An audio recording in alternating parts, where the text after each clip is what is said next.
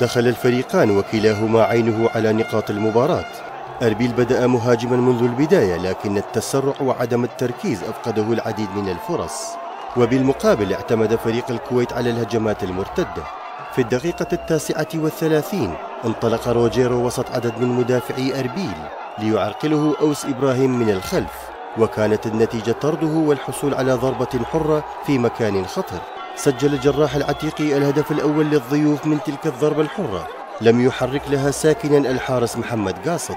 في الشوط الثاني ظل فريق أربيل مستحوذا على الكرة طيلة دقائقه، وعاند الفريق سوء الحظ وعارضة مرمى الكويت.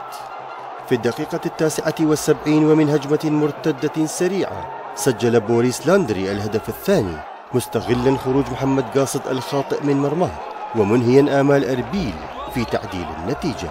هذا الهدف كان بمثابة صاعقة على جماهير أربيل الذين تسارعوا في الخروج من الملعب محبطين.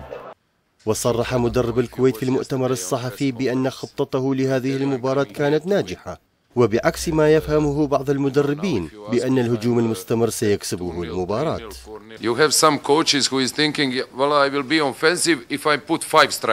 بعض المدربين يعتقد عندما يزج ب5 مهاجمين بأنه سيفوز. لقد لعبنا بخطة جيدة، استطعنا أن نهزم فريق أربيل بهدفين دون مقابل. لقد قطعنا نصف المشوار للتأهل إلى النهائي بنجاح، ونأمل أن نحرز لقب آسيا للمرة الثانية.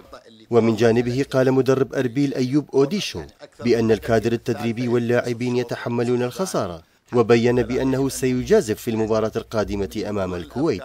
احنا نلوم نفسنا، يعني نلوم نفسنا اول ما ونلوم اللاعب، يعني لانه كان اللاعب لازم يكون افضل، يعني افضل بالاداء بالعقليه، لانه كنا مسيطرين على المباراه. كان ما تستحق انه نخطئ الاخطاء البسيطه القاتله. يعني الفريق اللي يسيطر على اللعب يجب ان لا يخطئ اخطاء قاتله. التعويض في المباراة القادمة لأربيل أمام الكويت على أرضه في 18 من هذا الشهر صعب، ولكنه ليس مستحيلا، وبعكسه سيستفيق الأربيليون من حلم مزعج اسمه فريق الكويت. سامان بريفكاني، السومرية، أربيل.